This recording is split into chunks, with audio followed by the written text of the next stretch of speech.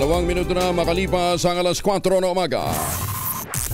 DZRH, magandang umaga Pilipinas! Sa DZRH Radio, DZRH TV at DZRH Online. Kasama si Kuya Angelo Palmones. Magandang umaga Pilipinas!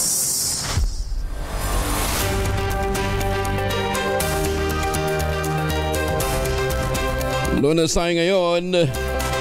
Ang bilis ng panahon na 20 na ng Enero 2025. Malapit na matapos ang January. Sa ulo ng ating mga balita, Baguio City, napasok na ng MPAX. Monster Ship ng China, malapit sa karagatan ng Zambales, muling binalaan ng Philippine Coast Guard. Armed Forces of the Philippines, US Navy, nagsagawa naman ng 2 araw na maritime cooperative activity sa West Philippine Sea. Mayoralty race sa Maynila, mahigpit ang laban ayon sa isang survey.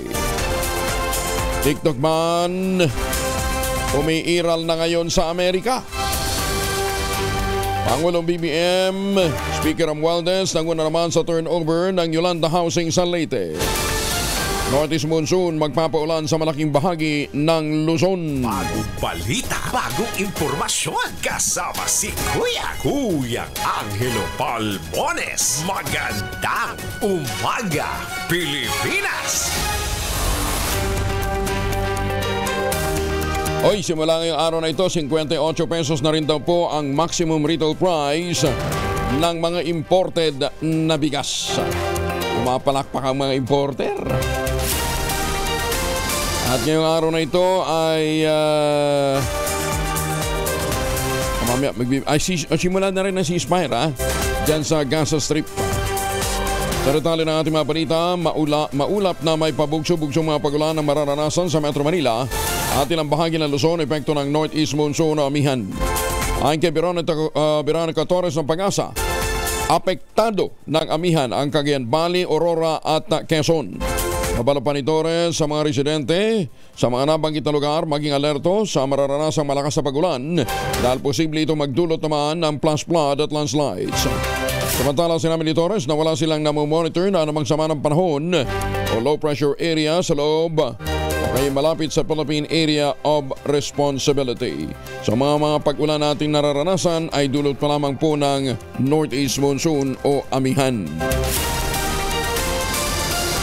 Pinangunahan naman ni Pangulong Bongbong Marcos Jr. at Speaker Martin Romualdez ang ceremonial turnover ng Yolanda Permanent Housing Program Project. Ito po sa Leyte, isang patunay ng pagnanais ng gobyerno na muling maitayo ang mga komunidad na winasak ng Super Typhoon Yolanda 11 taon ang nakakalipas. Kasama sa event na ginanap sa Burauen, Leyte, ang turnover ng mga symbolic key sa mga opisyal na lokal na pamahalaan mula sa 8 munisipalidad ng Leyte, Samar at Biliran kung saan naitayo ang mga housing project.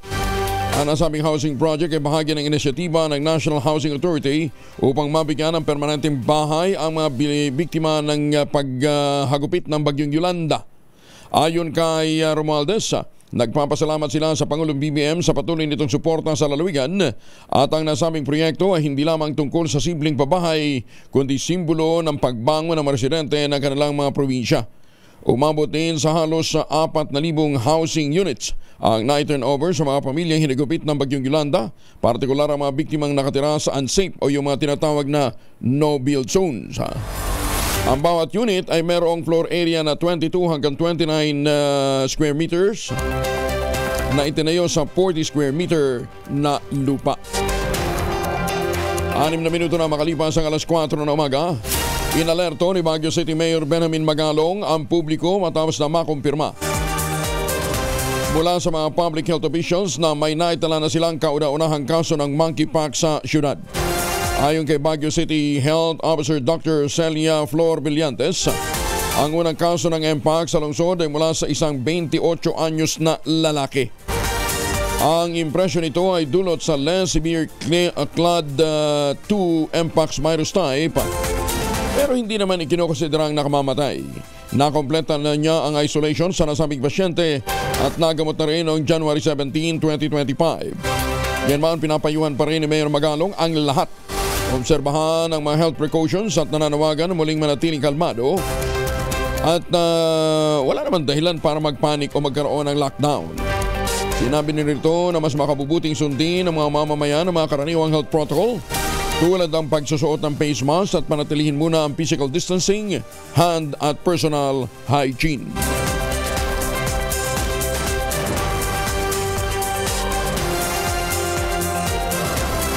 Pitong minuto na makalipas ang alas 4 ng umaga. Patay ang isang kandidato sa pagkakonsihal sa bayan ng Northern Kabuntalan sa Maguindanao del Norte matapos tambangan ang dalawang lalaking sakay ng motorsiklo. Dead-on-the-spot ang biktimang si Jerry Beltran matapos itong barilin sa ulo.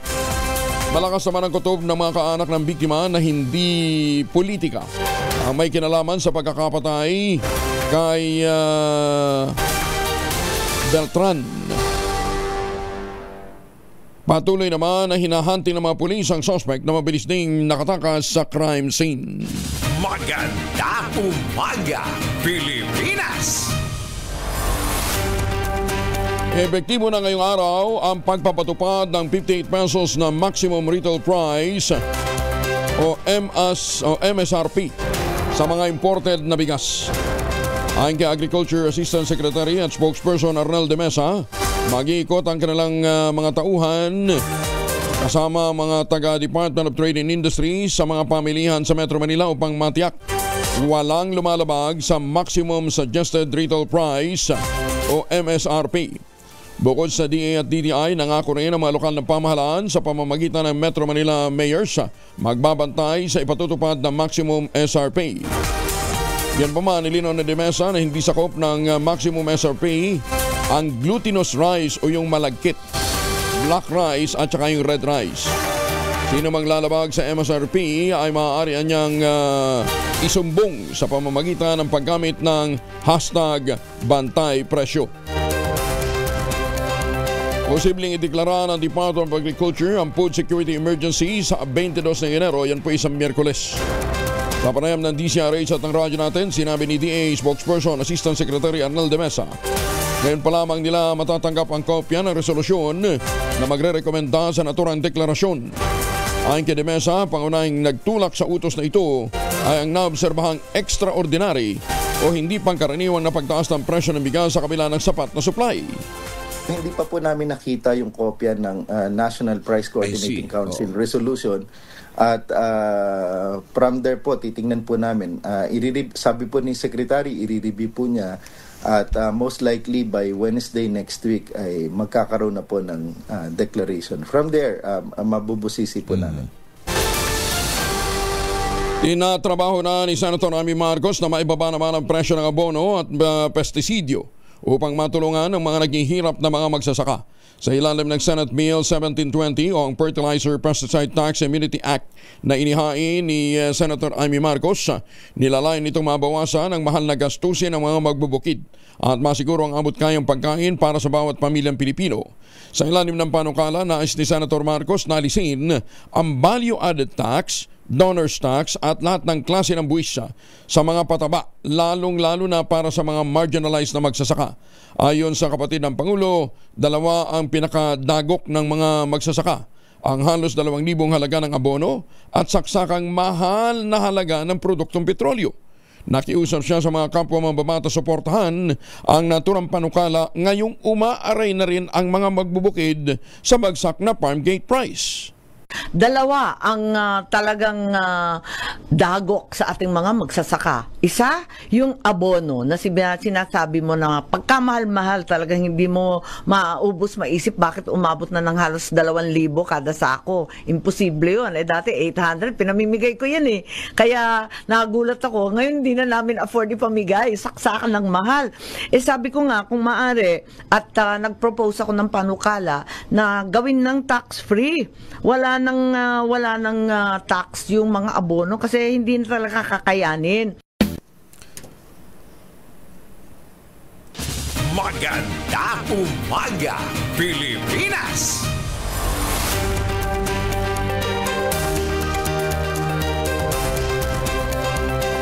Labindalawang minuto na makalipas ang alas 4 ng umaga. Bigong maabot ng Pilipinas ang target nitong pagligongo sa ekonomiya sa nakalipas na 2024. Ayon mismo kay Finance Secretary Ralph Recto, posibleng dahil ito sa sunod-sunod na bagyong tumama sa bansa noong nakarang taon. Paliwanag ni Recto, 6% hanggang 7% kasi ang target ng Pilipinas, ngunit sa ikatlong quarter, 5.8 lamang ang naitalang gross domestic product.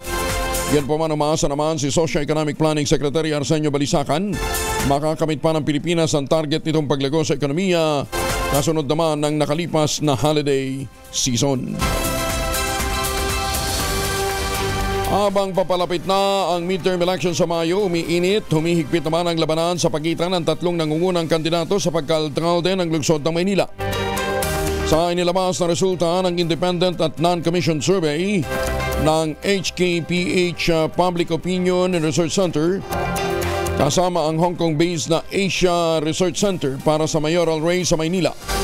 Nangunguna si dating Mayor Isko Moreno na may 46% voter preference. Sumusunod naman si Mayor Hali Lacuna na mayroong 31% na suporta mula sa mga respondent, habang nakakuha naman si Congressman Sam Bersosa ng 15% voter preference. Sa nasabing survey, 8% ng mga respondent ang nananatiling undecided. Ayon kay Steven Su, Program Director ng HKPH ARC, mahalaga ang papel ng mga undecided voters sa maging resulta ng eleksyon sa Mayo. Sinabi Pinuso na ipinapakita sa survey ang mga prioridad ng mga botante, yan din ang labanang ito ang magsisilbing pagpipilian ng mga milenyo, kabilang ang populism, continuity at change o pagbabago. Paliwanag ni Su, si Mayor Isko ay sumisimbolo sa populistang pamumuno na naayon sa mga botanteng naghahanap ng aktibo at oriented na liderato. Si Mayor Hani Lacuna naman ay nagpapakita ng katatagan at continuity na umaakit sa mga botanteng mas gusto ang tuloy-tuloy na progreso, habang si Bersosa kumakatawan naman sa panawagan ng pagbabago. Sa tingin ni Su, ang mayoral race sa Maynila ay tunay na kapanapanimik at dapat subaybayan habang nalalapit ang eleksyon.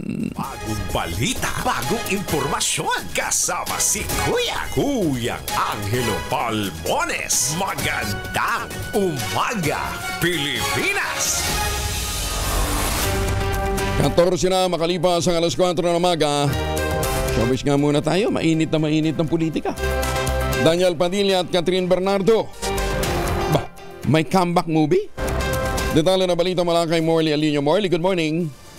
Gising na ang showbiz, rampa na Pilipinas. Good morning, Kuya Angel.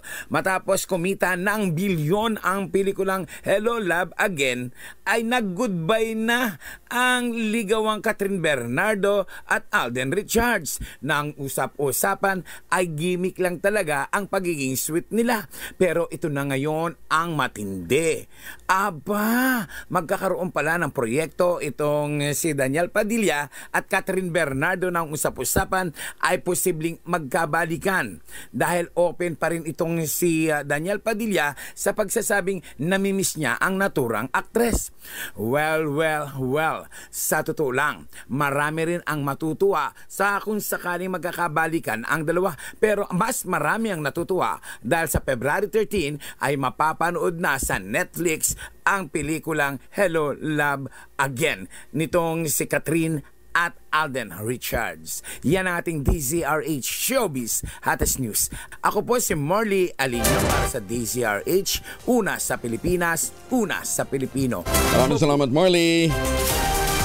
Ay, mga misi, sa may araw ba si Mr. Pag-uwi galing ng trabaho, abay dali yan sa germs sa katawan nila para labanan ang may araw at may pawis, gumamit ang Shield Bath Soap regularly. Unbeatable ang Shield sa paglaban sa germs versus another brand may shea butter. Pampalambot ang kuti sa presyong abot kaya 12.50 SRP. Kaya naman recommended po ito ng Philippine Nurses Association. Kaya may say challenge you. Subukan ng Shield Bath Soap, galit sa sakit, may malasakit, sulit na sulit. At habang kayo po ay naliligo gamit ang Shield Bath Soap, ito ng ating mahiwagang tunog. Mahiwagang tunog. Oh, 3,000 ang nag-iintay na premyo sa ating mahiwagang tunog. Basta yung items na hinahanap natin, yung item number 1 ay de kuryente. Yung item number 2, syempre, hindi di kuryente. Pero very unlikely na pair yun eh. Oh, very unlikely na pair. Anyway, basta yun po ang hinahanap nating mga items. Unlikely na pair dahil yung isa, ginagamit mo pagkatapos maligo. Oh, yung isa naman, ginagamit sa sahig. Magandang umaga, Pilipinas! Ang inyo po mga sagot, kinakailangan ipadala po sa 0919-282-6.5. Sundin ang tamang format ng pagdetext, empty space, name slash, address slash, contact number slash, at ang inyong sagot. Isang beses lamang po maaaring mag-text sa ating text line gamit ang inyong mobile number. At doon sa mga sasali online, kinakailangan meron po kayong sharer badge. Ayan ha? So ano yung items na yan? Basta 3,000 ang naghihintay na premyo. Marami-raming pambili na rin ng bigas yan sa 58 pesos, di ba? Inamin naman ang Commission on Elections na bahagyang nalihis ang kanilang schedule sa ballot printing para sa 2025 midterm elections. Ayon kay Comelec Chair George Garcia, posibleng hindi maabot ng poll body ang kanilang inisyal na target upang makumplenta ang pag-imprenta ng lahat ng 73 million ballots na unang itinakda ng April 14. Ito'y dahil sa pansamantalang pagtigil ng pag-imprenta ng balota dahil sa utos ng Korte Suprema na maisama ang pangalan ng mga kandidatong nakakuha ng temporary restraining order dahil sa kanilang diskwalifikasyon. Maging ang ilang anyang nakahanay na aktibidad tulad ng mock elections at training ng mga guro na magsisilbi sa halalan ay na-off-track din sa orihinal na petsa. Yan man, kumpiyansa pa rin si Garcia. Makakabalik din sila sa track sa pamamagitan ng kanilang contingency measures. Target naman ng Comelec na ituloy ang pag-imprenta ng bulot na sa Miyerkules. Yan po ay sa January 22. Muling ang mag-iimprenta ng balota ang Commission on Elections sa Miyerkules para sa nalalapit na national at local elections. Ayon kay Comelec Chair George Garcia, gagamitin nila ang lahat ng makinaryang available sa National Printing Office para sa pag-iimprenta. Kasunod dito ng pagsuspende ng printing ng mga balota dahil sa kinakailangan dagdag na mga pangalang isasama sa listahan. Matapos nakatigan ng Korte Suprema ang hirit nilang petisyon laban sa kanilang diskwalifikasyon. Aminado si Garcia na hindi magiging madali ang pag-iimprenta ng panibagong mga balota. Gayunpaman, umaapela ito sa publiko na wag namang sisihin ang Korte Suprema dahil bahagi lamang ito ng proseso at inaasahan na rin ng komisyon ang nasabing pangyayari.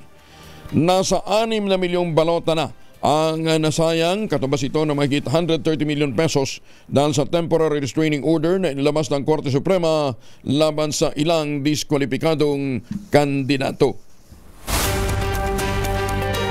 Tiniyak naman ng Commission on Elections na hindi magagamit sa dayaan ang ibabaliwalang mga balota na una nilang naimprenta. Iniutos kasi ng Comelec ang pagpapaulit ng pag-imprenta ng mga balota dahil sa desisyon ng Korte Suprema. Ayon kay Comelec Chair George Garcia, hindi magagamit ang naturang mga balota dahil sisirain na ang mga ito. Maliban pa dito, nakaserialize din naman daw ang mga ito kaya't sakali man ay hindi rin ito babasahin ng automated election system dahil wala na yung mga pangalan na yon na wala yung mga pangalang idadagdag sa listahan. Yun po, huwag po mag-alala lahat sapagkat yung bawat balota po ay yan po ay naka-serialize. Yan nga po yung sinasabi natin. Kaya po matagal ang proseso kapag inulit natin, isi-serialize po yung bawat balota. At number 2, hindi rin naman po tatanggapin ng machine yung mga balotang yan sapagkat wala po yung pangalan ng kandidato na mismong pinapalagay po ng Korte Suprema. Iyon. 21 na makalipas ang alas 4 ng umaga. Magandang umaga, Pilipinas! Ay mga mamis, laundry day today ha. Kunot na ka ba kapag makapit, marikit at malupit naman siya? All you need is pride. Ba't mapahirapan ang self-kill sa pride? Easy at worry-free naman ang laundry. Sa triple stain away formula, tanggal ang matitindi mancha based on tensa chocolate, mud and sebum ng cotton. Gawa po ito ng ACS. Walang patid ang radio challenge at pagtaboy ng Philippine Coast Guard sa monster ship ng China na patuloy na umaaligid sa bahagi ng Zambales at West Philippine Sea. Kasabay ito ng pagsasagawa ng daily deals ng mga barkong pandigma ng Philippine Navy malapit sa Scarborough Shoal 2 linggo matapos na ma-monitor ang presensya ng dambuhalang barko ng China. Matatandahang nakapaghain ang panibagong diplomatic protest ng Pilipinas sa China dahil sa presensya ng naturang monster ship sa loob ng exclusive economic zone ng ating bansa.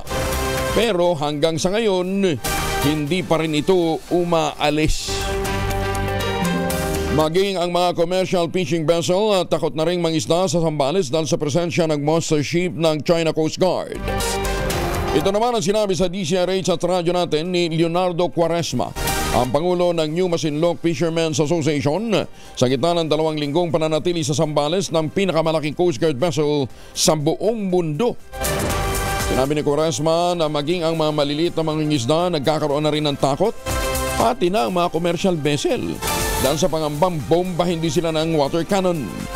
Sinabi pa ni Quaresma na bukod sa dambuhalang Coast Guard vessel ng China, meron din silang naispatang barko ng Chinese Navy sa Zambales. Katunayan nga po ay yung mga commercial fishing vessel natin, dahil sila yung medyo malalaot ang nararating, ay madalas na nakikita po nila ito at minsan ay nakakaranas din po ng mga pangamba ang ating mga commercial fishing vessel na kung minsan ay halos ayaw nilang na maghulog ng kanilang lambat. Baka sabi ay i-water cannon din sila, pero sa awa naman po ng Diyos ay hindi naman po ginagalaw ang ating mga mangisda. Suportando ng 84% ng mga Pilipino ang mga hakbang ng pamahalaan para depensahan at igit ang karapatan ng bansa sa West Philippine Sea. Sa datos ng Octo Research, pinakamarami ang mga sumusuporta sa hakbang ng pamahalaan mula sa National Capital Region, 90%, Visayas 87%, Mindanao 83% at Balance Luzon 81%. Pinakamababa namang naitala ay sa Cordillera Administrative Region na meron 66%. Natukoy din sa survey na 91% ng mga Pilipino ang pamilyar sa isyu ng West Philippine Sea. Pinakamarami dito ay nasa Visayas, 96%. Pinakamababa naman ay sa Mindanao, 87%. Isinagawa ang survey mula November 10 hanggang 16 noong nakaraang taon. Nating kasapi ng kilusan na kumikilo sa Pampanga, Zambales at Bataan. Sumuko sa PNP at militar dyan po sa Bataan. Detalye na balita mula kay Danny Kumilang, RH37 Danny. Dahil sa magandang pakikipag-ugnayan ng PNP at militar sa isang dating makakaliwang grupo, sa ulat ng Bataan PNP sa Camp Cirilo Tolentino, Balanga City, Bataan, ito'y nagresulta ng kusang loob na pagsuko, pagkalas at pag-urong ng suporta ni alias Karoma na dating miyembro ng grupong Linublas, CPP-NPA-NDF na kumikilos ito sa Bataan, Pampanga at sa Zambales. Nakasama sa isinuko ni Karoma ang isang unit ng improvised 12-gauge shotgun, sumpak na may 2 bala, isang peraso ng 40mm explosive, isang detonating cord at isang electric fuse. Ang mga ito ay simbolo ng kanyang tunay na ganap na pagtalikod sa suporta sa CPP-NPA-NDF. Ipinahayag ng Bataan PNP ang kanilang buong suporta sa mga sumusuko mula sa mga komunistang teroristang grupo na pinili ang landas na kapayapaan at makikipagkasundo.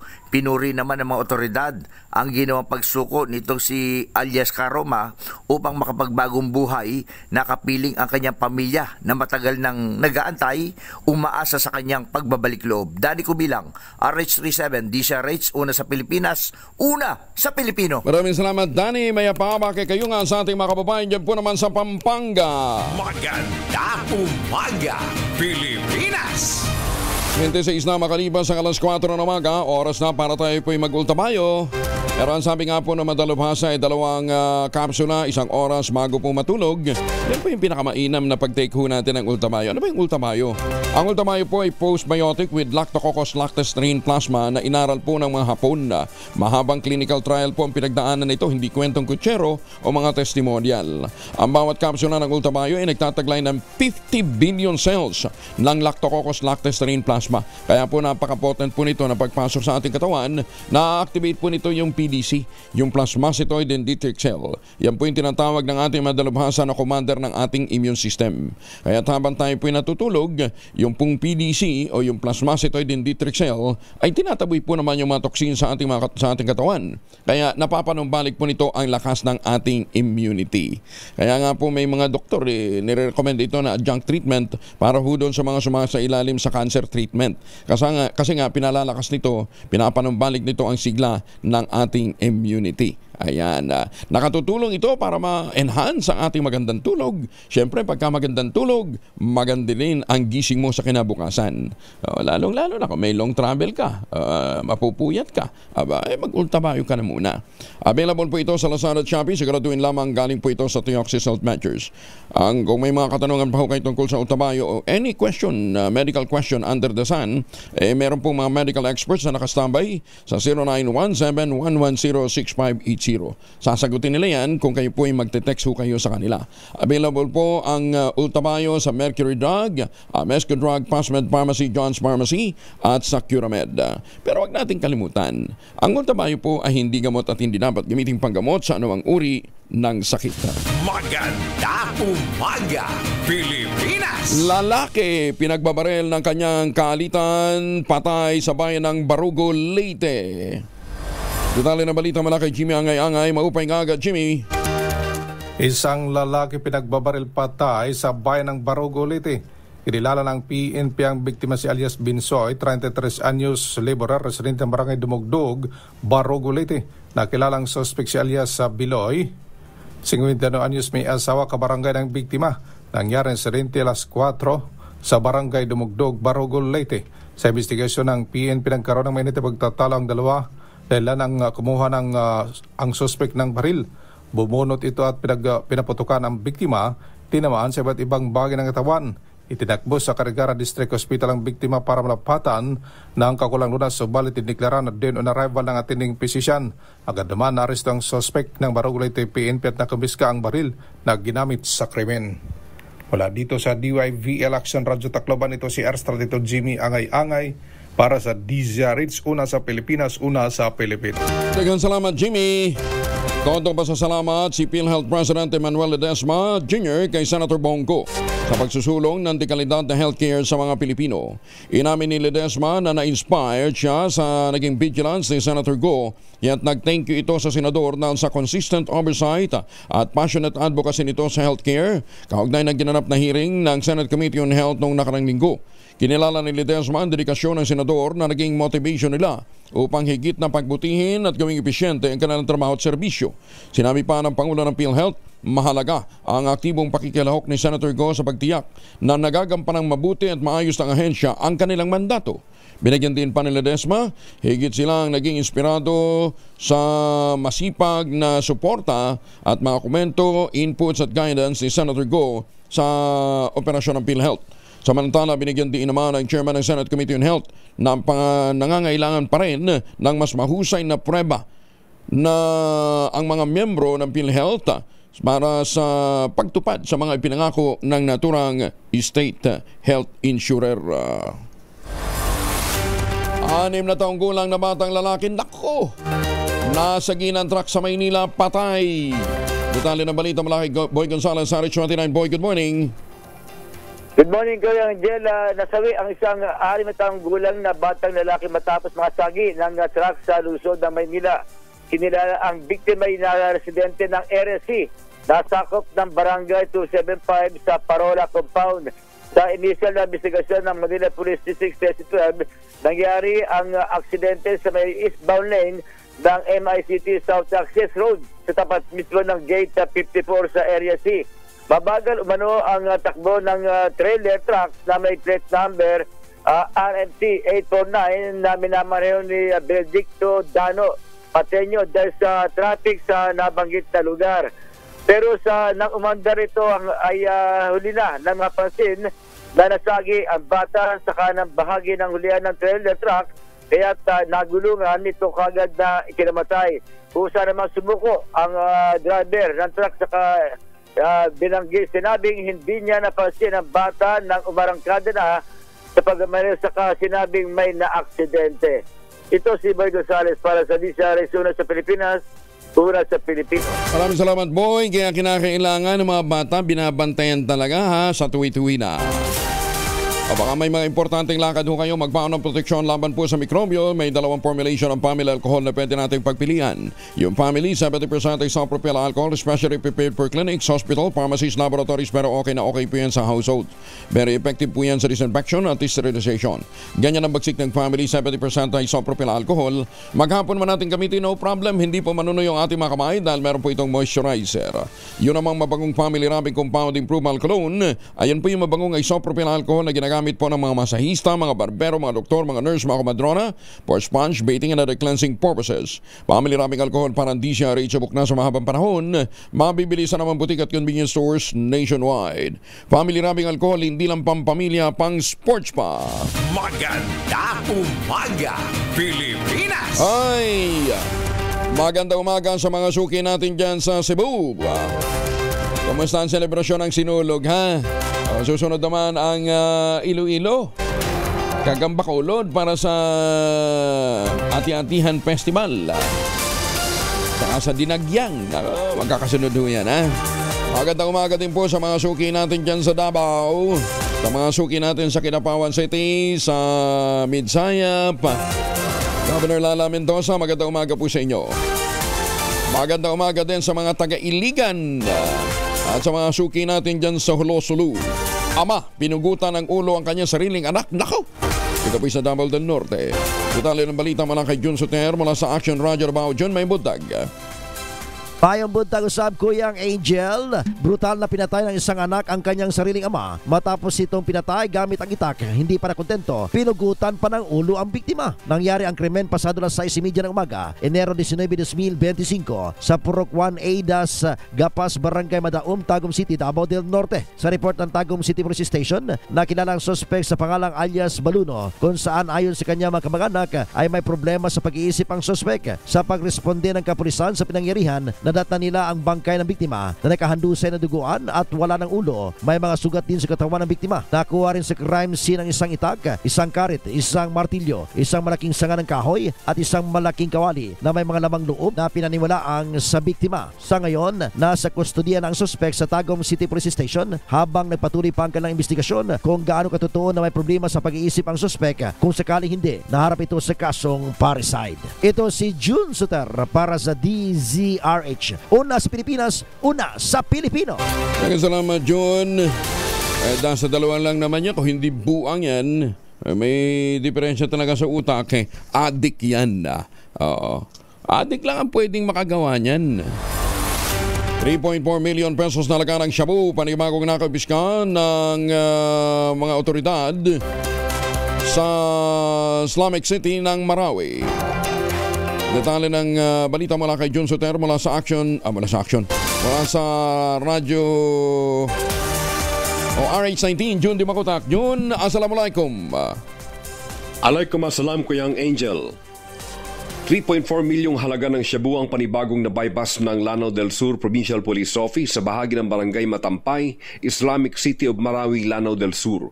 Sa impormasyon mula sa tanggapan ni Provincial Director Police Colonel Robert Daculan, isinagawa ang drug bypass operation sa pamamagitan ng Joint Law Enforcement Operation sa pangunguna ng PDEA Lanao del Sur Provincial Office. Nakuha mula sa dalawang drug suspect ang backpack na naglalaman ng more or less 500 grams ng shabu na may market value na 3.4 million pesos. Kasamang na-recover mula sa mga suspect ang isang unit na motorcycle, cellphone, motorcycle with sidecar at ang ginamit na drug bypass money. Magugulitang nitong nakaraang araw, na-recover din ng Lanao del Sur Provincial Police Office ang 3.4 milyong halaga ng shabu sa barangay poblasyon sa Giaran, Lanao del Sur at naaresto din ang dalawang drug suspect. Mula sa Central Mindanao, RH19, Jun Di Makutak, DZRH, una sa Pilipinas, una sa Pilipino. Maraming salamat, Jun. Sukran. Susme, what is happening to the Philippines? Tinatambagan ng illegal drugs, ano ha?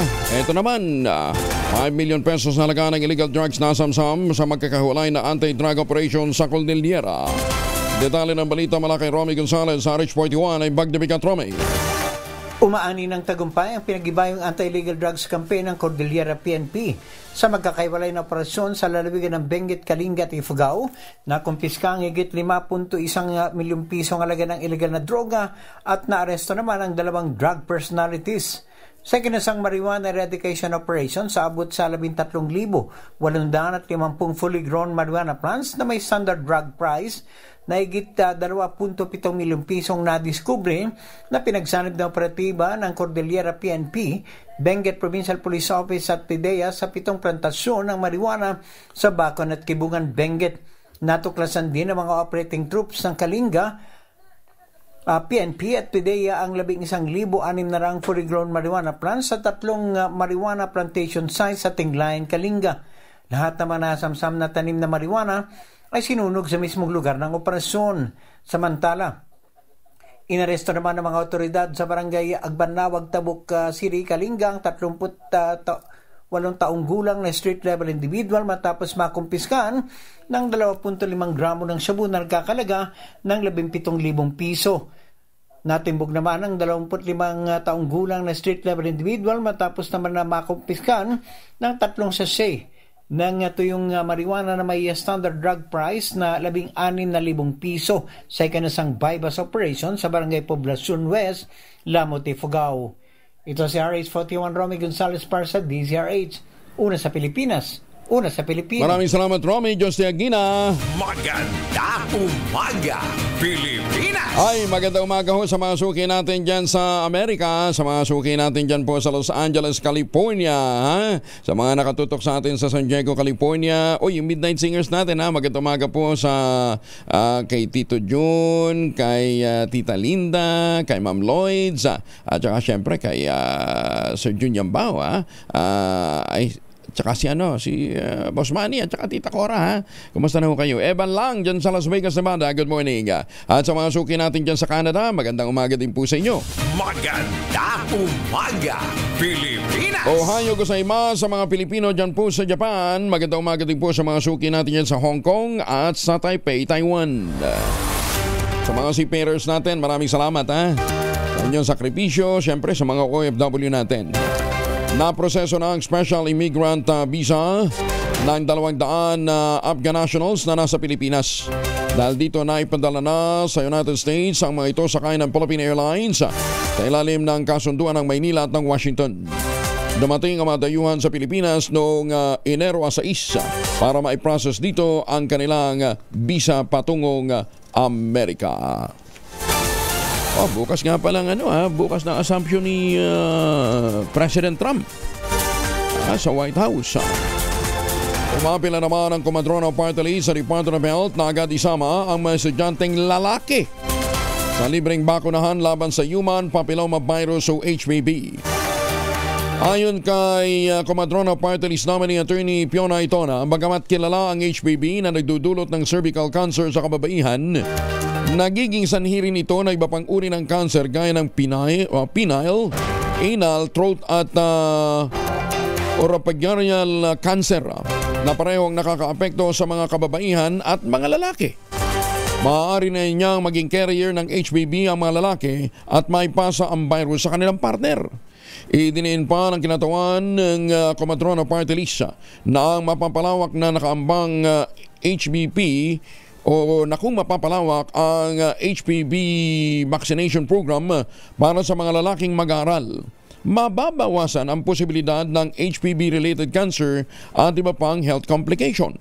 Magiging dandanyan niya ito para maabot ng bansa ang herd immunity na siyang magbababa ng kabuang transmission rate ng sakit at maprotektahan din sila maski yun daw pong mga hindi bakunado. Iminungkahi pa ni Attorney Itona sa Department of Health na magsagawa ng agresibong information campaign upang maitaas ang kamalayan ng mga magulang at komunidad sa kahalagahan ng HPV vaccination.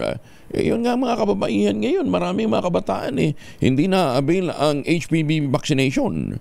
Ito'y lalo't marami pa rin na niyang mga magulang ang natatakot na pabakunahan ang kanilang mga anak dahil sa takot na magaya ito sa Dimbaksha vaccine. Ang Comadrona Party List ay binubuo ng mga frontline health workers gaya ng mga komadrona, mga nurse, mga pharmacists, mga doktor, mga researchers at iba pang mga professional at mga stakeholder na nagnanais garantihain na nakakarating hanggang sa malalayo at mga lilib na lugar ang basic health service. Maganda umaga, Pilipinas! 41 anyos na ginang huli sa drug bypass operation ng PNP sa Dagupan City. Detalye ng balita mula kay Freddy Pajardo, Aris 38. Masantos siya kabasanid si Kamin sa ating mga kababayan dyan po sa Pangasinan, Freddy. Timbog sa ikinasang bypass operation ng Dagupan City Police ang suspect na kinilalang si Melody Rosario, 41 anyos, may live-in partner at residente ng Barangay Maluwod, Dagupan City. Sa ulat ni Chief of Police Lieutenant Colonel Brendon Palisok, alas 3:30 ng madaling araw, nagsagawa ng operasyon ng kanyang mga tauhan sa Special Drug Enforcement Unit na isa sa kanila nagkunyaring buyer at binenta ng suspect na isang plastic sachet na naglalaman na hinihinalang shabu na may timbang na 1 gramo at may street drug price na 68,000 pesos, kaya agad itong pinusasan. Nakumpiska sa suspect ang mark money ginamit sa operasyon. Kasong pagdabag sa Republic Act 9165 o the Comprehensive Dangerous Drug Act of 2002 ang kinakarap ng suspect na ngayon nasa custodial facility ng Dagupan City Police Station. Ito si Freddy Pajardo, Aristartet, nag-uulat para sa DZRH, una sa Pilipinas, una sa Pilipino. Maraming salamat, Freddy. Inimok naman ni Senator Bongo ang Philippine Health Insurance Corporation of PhilHealth pag-ibayuhin pa ang public awareness sa konsulta package nito. Pabilisin din ang accreditation sa grassroots health facilities tulad ng Super Health Center. Binigyan din ni Senator Go ang kahalagahan ng maagang pagtuklas at pagkakaroon ng accessible na healthcare para sa lahat ng Pilipino. At mahalagang papel dito ng Super Health Center para maisakatuparan ang naturang bisyon. Sa pagdinig ng Senate Committee on Health na pinamumunuan ni Senator Go, nakasentro ito sa progreso at hamon sa PhilHealth na mapalawak ang mga benepisyo nito. Hiniling naman ng senador sa PhilHealth na tiyaking alam ng mga Pilipino kung paano sila makikinabang sa mga serbisyong inaalok ng PhilHealth. Dati ho kasi meron ho talaga silang regular na programa, kaya lang mukhang nag-iba ang direksyon ng PhilHealth. Showbiz muna tayo. Aba, si Gerald Santos itutuloy daw ang pagsasampa ng kasong rape o reklamong rape. Detalye na balita mula kay Georgie Rula. Georgie, good morning. Hindi pa tapos at patuloy pa rin nating sinusubaybayan itong kwento ng mga kilalang male celebrities na nagreklamo ng rape sa mga nakatrabaho nila. Sinimula nito ni Sandro Mulak na nasa korte ngayon ang kasong rape with sexual assault na isinampa niya laban sa 2 independent contractors na sina Jojo Nones at Richard Cruz. Pagkatapos ni Sandro, magsasampa na rin ng reklamong rape ang singer na si Gerald Santos laban sa musical director na si Danny Tan. Kasama rin niyang magsasampa ay si Enzo Almario, ang kapwa contestant dati sa singing competition na sinalihan nila 20 taon nang nakararaan. Wala lang silang maibigay na detalye kaugnay dito dahil ayaw daw magsalita na ni Gerald tungkol sa reklamo niya. Ang legal counsel niyang si Attorney Noel Malaya ang nagkumpirmang itutuloy nila ang reklamo at magsasampa na sila sa Department of Justice isa sa mga araw na ito. Ang sinabi lang ni Gerald ay bahagi raw ito sa sinimulan niyang advokasya na tutulong sa mga taong nakaranas ng sexual harassment o anumang pang-aabuso pero natatakot na lumantad at magreklamo sa korte. Ilulunsad niya itong Courage Movement sa kanyang nalalapit na concert na pinamagatang Courage na gaganapin sa SM North Sky Dome sa January 29. Nagpasalamat na rin si Gerald kay Senator Jinggoy Estrada dahil sa tinulungan siya sa pagreklamo nito. Si Senator Jinggoy ang nagbigay ng abogado sa kanya para matuloy itong pagsampa ng reklamo. Georgie Rula po nag-uulat mula sa showbiz ng DZRH, una sa Pilipinas, una sa Pilipinas. Maganda umaga, Pilipinas! Maraming salamat, Georgie. 45 na makalipas ang alas 4 ng umaga. Baka kayo ho'y nag-iisip-isip pa ng mga pangregalo pang Valentine's. Muli ang ating paalala, sa halip na imported na tsokolate ang ibibigay sa mahal sa buhay, nandyan po ang Tangerine Chocolate, 100% gawang lokal, gawang atin. Katulong po ni Dr. Helen Tan, yung po mga planting material ng kakao galing Davao, hinakot po yan at naitanim sa ilalim po ng mga nyugan dyan po sa lalawigan ng Quezon. Kaya ngayon, yung pong mga magsasaka, hindi na lamang ho sila umaasa sa kopra at iba pang aning bukid, meron ho silang pinagmamalaking brand ng tsokolate, ang Tangerine Chocolate. 100% gawang lokal, but taste and looks global. Tinulungan po ito ng Department of Science and Technology. Sabi po ni Dr. Helen Tan, dun ho sa mga nagtatanong, available yan sa 0919-095-5935. Ulitin natin ha, 0919-095-5935. I-check din ninyo yung may 10 variants po ng tangerine chocolate. Sa tangerinchocolate.ph, ang mga raw material niyan ay galing din po sa ani ng mga magsasaka. Sabi nga po ni Dr. Helen Tan, sino bang magmamalasakit sa Pilipino kundi ang kapwa Pilipino? Kaya sa bawat tangkilik po natin ng tangerine chocolate, pinalalakas natin ang loob ng ating mga magsasaka, pinalalakas natin ang ating ekonomiya. Ililipat na simula sa March 30 ngayong taon ang mga turboprops o yung mga island flight mula Ninoy Aquino International Airport dito sa Maynila. Yan po ay lilipad na mula sa Clark International Airport at iba pang secondary airports. Ayon sa Manila Slot Coordination Committee, layo ng hakbang na bigyan daan ng mas malawak at mas epektibong operasyon ng NAIA. Sa resolusyon ng komite, dapat mailipat ng nasa 30% ng mga island flights mula March 30 at kabilang dito yung patungong Coron at Siargao Island. Nako. Sabagay, may accessible naman yung mga shuttle bus mula Maynila papuntang Clark, October 26 naman dapat makompleto na ang paglilipat ng mga flights ng mga turboprops plane sa mga secondary airport. Yun nga lang. Kung halimbawa ang flight. Pero sabagay, magandang ang airport ng Clark, ha? Ang ganda ng Clark na airport. Clark Airport pa lang. Maganda. Malinis pa. Maganda umaga, Pilipinas! Ceasefire sa pagitan ng Israel at Palestine dapat bantayan ng international community upang maging matagumpay. Detalye ng balita mula kay Raymond Dedpan sa Res 28. Raymond. Mahalaga ang papel na gagampanan ng international community sa pagtatagumpay ng ceasefire sa pagitan ng Israel at Palestine. Ito ang paniniwala ni Senador Laurel Legarda kasunod ng napagkasunduang Gaza ceasefire na nagsimula ng ipatupad. Umaasa si Legarda na sa tulong ng global community ay magtagal at maging matagumpay ang ceasefire. Dapat itong makapagbigay daan para sa humanitarian aid at makatulong sa pagbangon ng mga komunidad na naapektuhan ng giyera.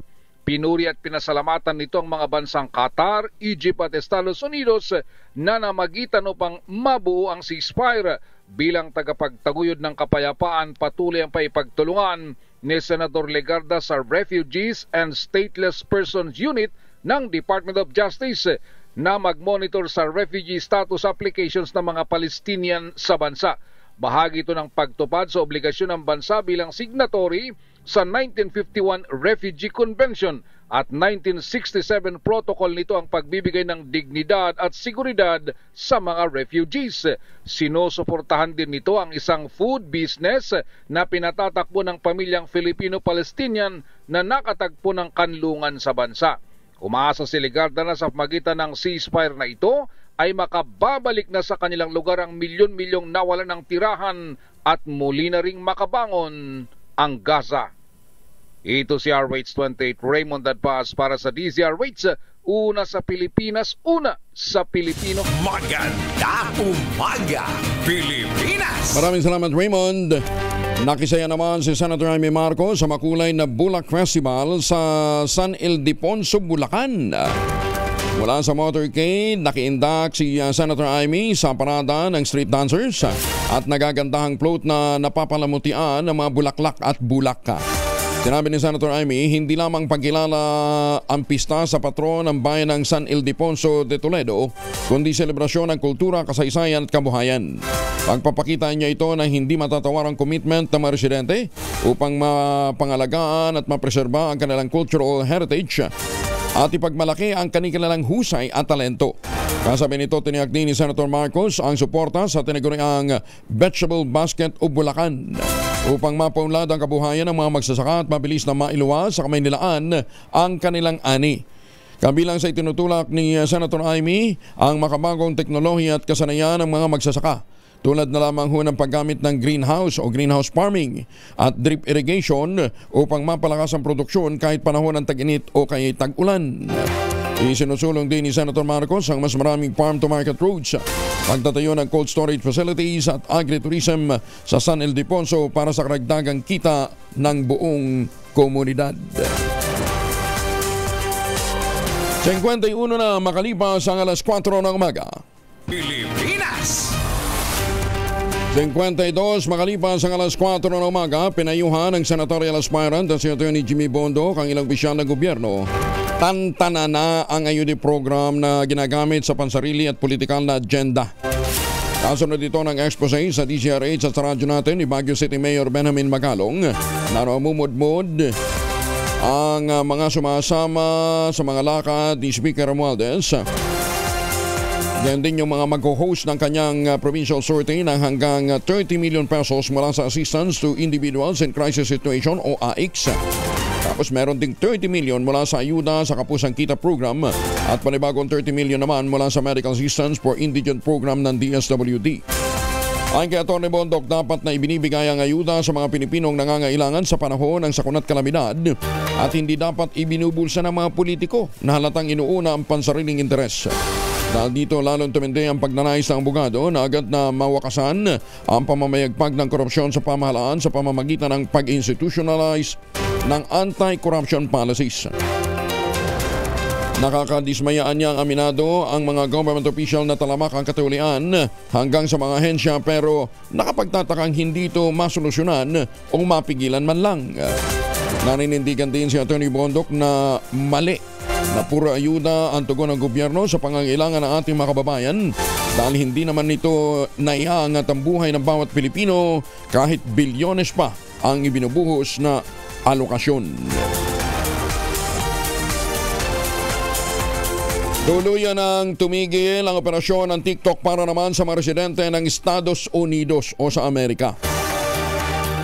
Ito'y matapos ang maagang effectivity nitong Sabado ng batas na unang itinakda sa araw ng Linggo kung saan mawawala na ng access ang 170 million na mga American users ng TikTok. Matatanda ang ipinababaan ang TikTok sa Amerika dahil sa manoy security threat nito sa kanilang mga residente, bunsod ng pagkakaroon nito ng Chinese ownership. Maliban sa TikTok, banda rin ang Google Play at Apple App na bawal na rin pala ang TikTok sa Google Play at Apple App Stores. Yung video editing app na CapCut, social app na Lemon 8 at online game na Mobile Legends. Bawal din sa Amerika pati yung Mobile Legends. Paano yung mga naglalaban-laban? Yung mga nagkukumpit? Sa ngayon, umaasa na lamang ang mga user at mga creators na itutuloy naman ni President-elect Donald Trump ang una niyang inihayag na planong palawigin pa nga operasyon ng TikTok sa Amerika ng 90 days. Ano kaya magiging impact nito? Tsaka yung CapCut. Bawal din pala sa Amerika. Iba ngayon pala nga natututo nun. Kasi daw pare-pareho na ang may-ari nito ay mga Chinese o China. Yun ba yun? Pati yung CapCut, may-ari ng China. Talaga? Maganda umaga, Pilipinas! Magandang umaga sa mga Pilipino dyan po sa Alberta, Canada at sa mga suki ho natin dyan ho sa Pangasinan.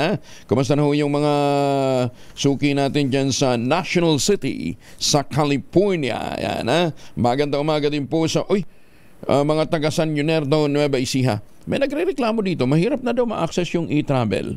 Parang hindi naman. Anyway, check ho natin para ho sa ating mga kababayang nandyan ho sa ibang bansa at sa mga mag-aaral na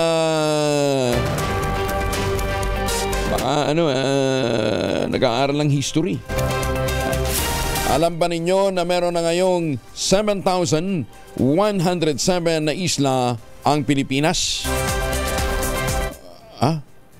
Di ba natin pa naman? Actually, tumaas.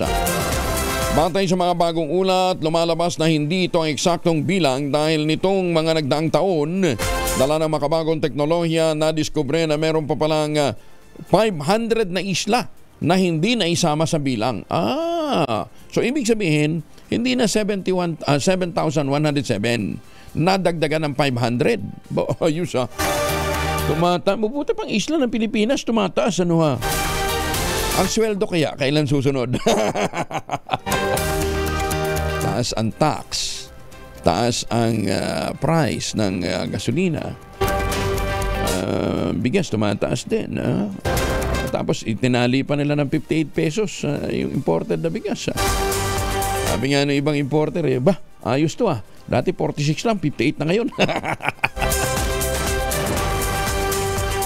Kaya ang total na bilang po ng isla sa Pilipinas ay 7,641. Ayan Okay, correct nyo na yung listahan nyo. Hindi na 7,107. 7,641 na. Itong lumabas sa updated na detailed mapping ng National Mapping and Resource Information Authority o NAMRIA. Karamihan daw sa mga nakitang isla ay napakaliit lamang habang ang iba naman ay walang naninirahang tao o hayop. Bunson nito, sinabi ng NAMRIA na patunay ito na napakaganda talaga ng archipelago ng Pilipinas na tumatapat sa iba't ibang bansa sa mundo, lalo na pagdating sa exploration at discovery. Ayan So ulitin natin para sa mga mag-aaral natin Ang kabuang bilang ng mga isla sa Pilipinas ayon sa bagong record ng NAMRIA o National Mapping and Resource Information Authority ay 7,641. Ang dahilan, nadagdagan ng 500. Yun, Oo. Kasama dyan yung kinakamkam ng China? Ay. Ayan. Kala, yung 100 islands, di ba nabawasan? Kasi pinatag ng ibang mga mokong. Hindi naman. Okay. Basta ngayon, ang official record ayon sa NAMRIA, ang bilang ng isla sa Pilipinas, low tide o high tide, ay 7,641. Guided na kayo bawat isla ba itatayuan ng housing unit ng Westchester Realty? Hindi siguro. Uy, ang swerte ng mga mga nakabili ng lupa diyan sa ng unit diyan sa Westchester Realty Malo. Kasi yung mga flights, yung mga island flights ay ililipat na sa Clark International Airport. So, kung gusto mong gawing negosyo ito, pang Airbnb o kaya transient house. Magandang pagkakataon Ito na yung pinakamurang ready for occupancy unit ngayon with easiest term, 5% lamang pwede pang gives. Ito po yung mga proyekto ng Westchester Realty dyan po sa Central Luzon, yung Sibera Mabalacat, Sibera Bacolor, Samira at saka Sibera Prestige. Ito pa rin ang pangarap na magkaroon ng sariling bahay sa presyong abot kaya, o kung naghahanap po kayo ng magandang investment opportunity, ito na po. Dahil napakalapit lamang sa Clark International Airport at Clark Economic Zone. Ang gagawin ninyo, makipag-ugnayan sa 0996-501-5555 o dili kaya sa 0947-434-5555. Napakalapit naman po nito sa bukod sa Clark International Airport, sa Clark Economic Zone, at nasa loob po ng township ang palengke, simbahan, eskwelahan, pati munisipyo. Nandun na. At saka sabi ni Malo Cabral, hindi po ito binabaha. Ayan Swerte ni Malo nauna ka na nag-invest doon. Galing mong pumili ng lugar Kaya para doon sa mga naghahanap ng magandang investment opportunity ito po yung mga inaalok sa atin ng Westchester Realty. At kung ngayon pa kayo bibili, may chance pa kayong manalo ng hanggang 25,000 pesos sa kanila pong Royal Scratch and Win promo. 5:01 ang oras sa buong kapuluan. Champion Detergent para less time sa labada, more time sa pamilya. Manila Broadcasting Company. DZRH, a proud member of MBC Media Group.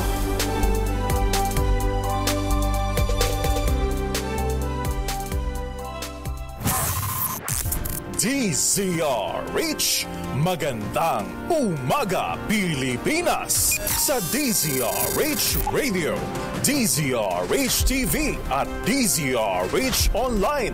Kasama si Kuya Angelo Balmones. Magandang umaga Pilipinas.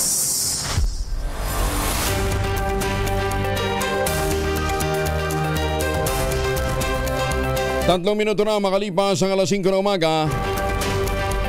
Ay, teka nga muna. Kumuha nga muna tayo ng update doon ho sa issue ho ng tanggalan ho ng mga driver po ng angkas. Ano, ha? Kasi nagkaroon ng hearing last week dyan po sa Senado. At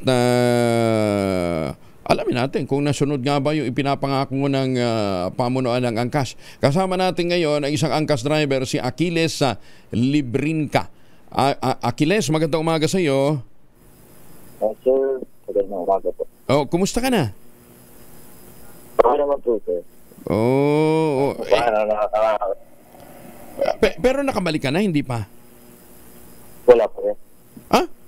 Di ba yun yung promise, sabi, ibabalik ho kayo? Actually, wala pong nag-reach sa akin, sir. Oh, anyway, teka muna. Wala po. Achilles, ilan ang anak mo? Wala pa po, sir. Binata? Okay. Oo. Pero, nanay, tatay, may sinusuportahan ka? May asawa na po. May asawa na. Okay. Oo. Ba't hindi pa nagkaka-baby? Hello? Hindi po binibiyayaan. Hindi pa nabibiyayaan. Oo. Anyway, paano? Pero non-pro ka rin. Ang lisensya mo, non-professional pa rin. Opo. Ano bang pangako kasi sa inyo? Tutulungan kayong makakuha ng professional license? Opo. Ito yung pinangako nila sa day one. Wala nang nag-apply kami. Tutulungan nila kami makakuha ng professional license. Oo. Pero paano ka napasok? Paano ka ba nakapasok sa angkas in the first place? Nakapasok po. Una po kasi ng mga post na sa Facebook na yung mga presidente na nagpo-post na merong hiring sa ganitong lugar. Ito po, nabuhayan kami ng loob dahil mga kasama ko dahil nakalagay din pwede ang non-professional sa passenger. Sa ibang platform po, bawal kasi. Kaya sinamantala po namin. Ngayon, pagdating namin doon, ang sinabi sa amin, pwede yung non-professional sa passenger. Kaya nag-apply na kami talaga. Pero ang sabi nila, tutulungan nila kami makapag-professional after 1 month. Okay, so after 1 month. So, gaano katagal ka nagmaneho? 10 months po. 10 months. Doon sa 10 months na yun, hindi natupad yung kasunduan. Wala pong, wala text, walang tawag. Mas madalas po nga pong mag-concern sa deduction po, mga gear. Yung helmet namin na 2 piraso. Yan. Kasi sa yan. So parang panatag na yung Kaya hindi na namin ino-open. Kailan ka Kailan ka natanggal sa platform ng angkas? December po. Wow. December 11. Kung kailan magpapasko. Okay. Ang sabi ni George Ruyeca kasi nung nakaraang Senate hearing, hinahanap niya yung mga natanggal na mga non-professional riders para tutulungan ngang magkaroon ng lisensya. Ikaw ba natawagan na? Baka naman nag-iba ka ng numero. Hindi po, yung number. Wala naman po nakakarating. Lagi naman po open. Wala pa rin nakakarating? Type text, wala rin po open. Okay. Baka, hindi ko lang alam po sa iba, pero sa akin wala pa po talaga. Wala pa? Teka, kaya natin tinatanong to dahil... ang pangako nila sa mga senador tatawagan nila para matulungan. So, ala pa? Wala pa po. Okay. Sige ho. Pero meron naman kayong safety driving skills training bago kayo pinayagang magmaneho? Opo, kasi po ang meant talaga ng applyan na yun for passenger talaga. Kaya professional ka or non-professional. For passenger ko talaga yun. Kasi 2 helmet po yung binigay sa amin. Yun po yung Tapos nag-angkas kami ng pasahero. As in, din sa skill assessment, may pasahero kami inangkas. Habang nag-o-office pa kayo. Kaya talagang for passenger. Okay. So, anong plano mo ngayon? Hindi ka pa tinatawagan? Ngayon po, nasa sideline po ako sa nagbibigay doon ng pagkain. Samantala, yun yung pinagpapawid ko na sir. Oo, siya, sige. Sana nga, basta hindi ka nagpalit ng numero, ha?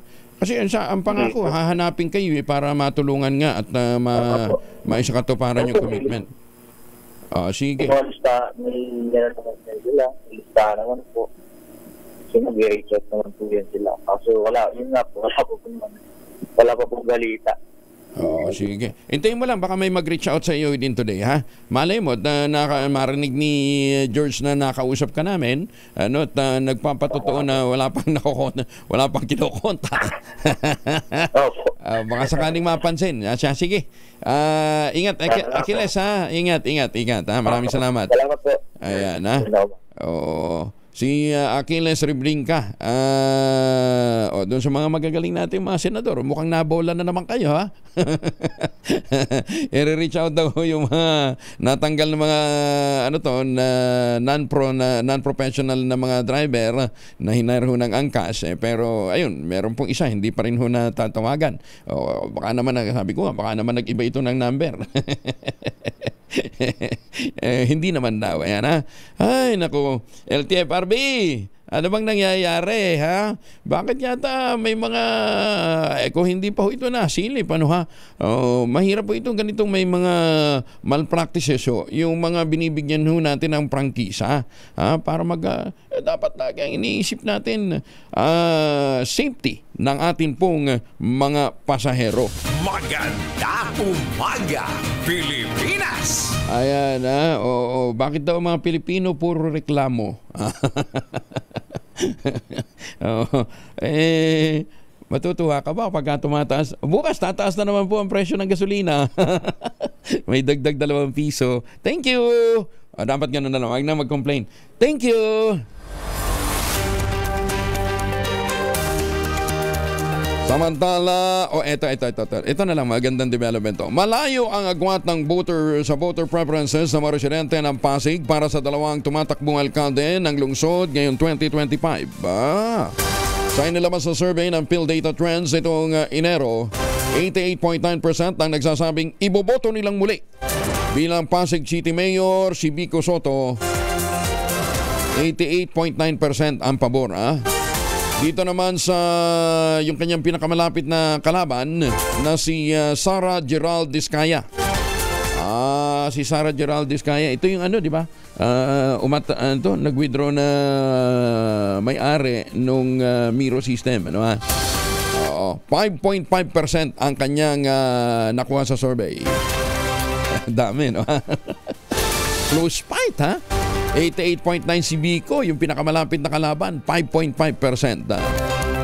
May kabuang 800 mga respondents ang naturang survey, sinagawa January 2 hanggang 7. Ang survey ay may margin of error na plus or minus 5% at may 95% na confidence level. Sa Davao naman, maganda din yung resulta ng survey. Tight race din sa Davao. Close fight din si dating Pangulong Digong na matagal ding naging alkalde ng Davao at ni dating yung nag-resign na chairman naman ng Commission on Civil Service o Civil Service Commission, si Carlo Nograles. Si Mayor Digong ay 76.5%. Samantalang si Carlo ay 23.3%. Close fight. Ayan, ha? Batukan ko kaya yung nagbigay ng angulo rito na close fight. Paano magiging close fight yan eh? Wala nga sa kalahati. Talagang pinagaganda yung storya. Magandang umaga, Pilipinas! Ay, nako, magandang umaga po kay Mayor Senny Mendoza dyan po sa Talisay, Batangas. Doc Senny, magandang umaga po sa inyo. Huwag ko kayong mag-alala, kahit binabati natin si Mayor Senny, hindi naman kumakandidato yan. Suki lang ho natin maagang gumising para si Kong Ador Plato, si Kong Ador naman ading kalaban dyan sa Bulacan. Magandang umaga. At saka si Ambassador Harry Angping, good morning po sa inyo, ha? Justice Max De Leon, kumusta ang tulog, ha? Sana okay ho kayo para laging maganda ang disposisyon sa buhay. Alamin na natin ang location ng DZRH Bagong Taon, Bagong Lakas, Robing Team. Ang grupo ni Sherwin Alparo ay mamimigay ng pera sa Sixto Antonio Avenue, Barangay Rosario, Pasig City. Ulitin natin sa mga taga Sixto Antonio Avenue, Barangay Rosario, Pasig City, lakasan nyo na inyong mga radyo, telebisyon. Nag-iikot na dyan si Sherwin. Maganda umaga, Pilipinas! Hindi siya makikikain, kundi mamimigay ng pera. Oras mo na sa buong kapuluan, 13 minuto na makalipas ang alas 5 ng umaga. Alamin muna natin ang lagay ng panahon mula kay Kaobet Madrina mula po sa Pag-asa. Kaobet, good morning. Magandang umaga, Sir Angel. Magandang umaga po sa lahat ng mga nakikinig sa atin ngayon. Sa kasalukuyan po, wala naman tayong minomonitor na low pressure area. Wala rin tayong bagyo sa loob at labas ng Philippine Air Responsibility. At least for this week, Sir Angel, wala maliit yung chance na magkaroon tayo ng bagyo. Pero umiral pa rin yung northeast monsoon. Bagamat hindi siya kasing lakas itong mga nakaraang linggo, kaya wala po tayong gale warning ngayon. Pero magdadala pa rin ng maulap na kanangitan na may maihinang pag-ulan sa Cagayan Valley region at gayon din sa Aurora at Quezon sa araw na ito. Habang ang easterlies naman, ito yung hangin na mula sa karagatang Pasipiko na magdadala ng maulap na kanangitan na may mga pag-ulan, partikular na sa bahagi naman ng Caraga, yung area po ng Dinagat Island, Surigao del Norte at Surigao del Sur. Gayun din dito sa may Davao Oriental, sa eastern section ng Mindanao, malaking chance ng maulap na kalangitan at malaki din chance ng mga pag-ulan. Dito naman sa Kamaynilan, sa mga magbabalik trabaho, magbabalik eskwela ngayong araw, inaasahan natin generally fair weather po sa malaking bahagi ng Luzon. Bagamat may mga potential pa rin ng mga light rains, mga isolated light rains, gawa po ito ng amihan, habang may mga thunderstorms naman sa labing bahagi ng Visayas at ng Mindanao. Sir Angel, ito po yung ating inaasang lagay ng panahon sa araw na ito. Paano yung mga bandang Friday o yung next weekend? Kasi yun yung di ba? Ati-atihan at saka dinagyang? Opo. Sa ngayon na nakikita po natin, possible po na medyo maulap yung kalangitan, although of course medyo matagal pa yon, at least sa sa scale po natin. Pero nakikita natin yung potential po ng medyo maulap na kalangitan. Pero dito sa may area to ng eastern section ng Visayas at Mindanao towards the end of the week. Although pwede pa yun magbago, pero sa yun po yung pinapakita ng mga datos natin. Kasi bagay, ang nakisama siya sa sa Sinulog, yes, kasi wala rin tayong significant weather system doon. Wala yung shear line natin ngayon. Yung easterlies hindi rin ganun nagpapaulan. Ayos siya. Sige. Ang temperatura ng Baguio? Opo, dito sa Baguio, yung naging agwat ng temperature natin, at least for yesterday po, nasa 15 to 22. Medyo hindi pa siya ganun kababa kagaya nung narasan natin a week ago na umabot ng 13.8. Akala ko lalo siyang lalamig towards February. Opo, ano naman siya, Sir Angel, kumbaga, ano pa rin yan. Within the range? Within the range po. Okay, sige. Tagaytay? Dito po sa area ng Tagaytay po natin, yung agwat ng temperatura sa 20 to 28 degrees Celsius. Malamig-lamig na rin, Opo, kahit paano. Siya. Sige. Teka muna, ang Davao? Sa Davao po, medyo mainit po nasa 25 to 33 degrees Celsius. Mataas, Bakit? Sir Angel, kasi hindi naman po maabot yung amihan po sa area ng Mindanao at kadalasan po yung lugar ng Mindanao natin, naapektuhan niya ng easterlies. Bagamat maulap na kalangitan yung dulot niyan, dala rin yan yung medyo humid na hangin, kaya mainit. Although nitong nagdaang linggo, sunod-sunod yung mga pag-ulan, di ba? Dulot po yun ng shear lines. Shear line siya. Sige. Kaobet, maraming salamat. Magandang umaga. Thank you. Magandang umaga po. Si Obet Madrina mula po sa Pag-asa. Maganda umaga, Pilipinas! 18 na makalipas sa alas 5. Pampanga! Maya pa ba kakayungan sa ating mga kababayan dyan, Alam mo ninyo, nakakatuwa itong mga mambabatas natin. Noong September 2023, more than a year ago, pinagtibay nila yung House Bill 8910. Ito yung Comprehensive Sexuality Education Bill, September 10, 2023. Aba, ngayon gusto ng ilang mambabatas i-withdraw yung approval. Hindi pa naman kayo isa't kalahating ugok, Ipinasa nyo pagkatapos ngayon gusto nyo bawiin yung approval. Bakit? Hindi nyo talaga pinag-aralan. Hindi nyo binasa ng gusto. Pasa kayo ng pasa ng bill. Ayos habit. Kasi bibabotche yung voting. Naipasa nila sa third reading.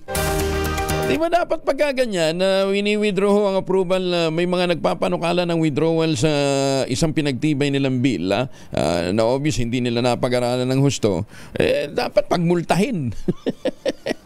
Di ba? Hinasayang ho ninyo yung pera ng bayan di ba? Kasi dapat ho talaga nabubusisi ang isang panukala bago ito na pagtitibay sa committee level, sa second reading, sa third reading, di ba? Hindi yung kung kailan na pagtibay na sabi, teka muna, bawiin natin yan dahil dispalinghado yung ibang mga ano yan. Sabagay, mas mabuti-buti na yan kaysa naman sa ibibito ho ng presidente ang isang panukala, di ba?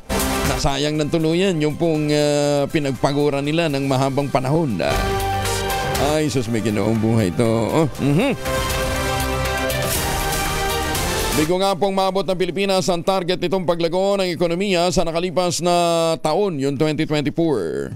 Ayon mismo kay Finance Secretary Ralph Recto, posibleng hindi ito dahil daw po ito sa sunod-sunod na bagyong tumama sa bansa noong nakarang taon. Paliwanag ni Secretary Recto, 6% hanggang 7% kasi ang target ng Pilipinas, ngunit sa ikatlong quarter, 5.8% lamang ang naitalang gross domestic product ng bansa. Yan pa man, umaasa pa rin si Socio-Economic Planning Secretary Arsenio Balisacan, makakamit ng Pilipinas ang target nitong paglago ng ekonomiya kasunod ng nakalipas na holiday season. Ayan Sabagay, hindi rin naman natin masisisi si Secretary Ralph Recto dahil pumasok siya towards the end na ng nakalipas na taon. Yung ganun yung kanyang pananaw na hindi naabot na at ang sinisisi bagyo. Alam ho ninyo, ang bagyo, gano'n man kalakas yan, napipredict na po yan. Diba? Sa dami ho ng mga makabagong teknolohiya ngayon napipredict na po yan. So, wag nating sisihin yan. Ibig sabihin, nagkaroon ho tayo ng pagkukulang sa paghahanda. Diba? Wag niyo sisihin yun, dumami ang bagyo. Hindi ho nadagdagan ang dami ng bagyo. Lumakas lang. Pero naging mapaminsala, siguro dahil hindi angkop yung cropping natin. Yung sunog sa Amerika, iba naman yun. Ano bang latest doon, Ivan? Talaga bang arson? Ang pinagsimulan ng sunog, wala pang follow-up tungkol doon sa nangyaring yun, pero yung sabihin natin na dahil daw po ito sa mga may mga hinuli na nga na iniimbestigahan dyan sa Amerika. Anyway, alamin natin latest Pero dito sa Pilipinas, sisihin mong bagyo. Sa taon-taon, meron tayong average na 21. Bumaba na nga di ba? Huwag natin sisihin yan dahil yan dapat na napoforecast. Yung pong mga yung malakas na mga pagbagyo dito sa Pilipinas, yan na-predict 10 years ago. 10 taon na. Problema, hindi ho natin binibigyan pansin yung mga ibinibigay na impormasyon ng atin pong mga weather experts, Magandang umaga, Pilipinas! 5:25 ang oras sa buong kapuluan. Ito na ang ating winner sa DZRH Bagong Taon, Bagong Lakas Promo! Ito nga, mabigyan na lang muna tayo ng pera para may mapasaya tayo ngayong umaga. Nando na si Sherwin Alparo sa Barangay Santo Rosario sa Pasig City. Sherwin! Yes, Kuya Angel, nako dito sa Rosario Pasig, kahapon nag-diwang sila ng piyesta ng Santo Niño. Kaya maraming bahay dito ngayon tulog pa. Pero ito sa isa sa mga maagang gumigising, si Ate Palamo, si Ate Maricel Rodriguez ng Eat Gels Food Store yan sa Barangay Rosario. At ang kanyang pinakikinggan radyo. Yan yung kanyang radyo nasa likod din ninyo. Yan, tignan mo, tapos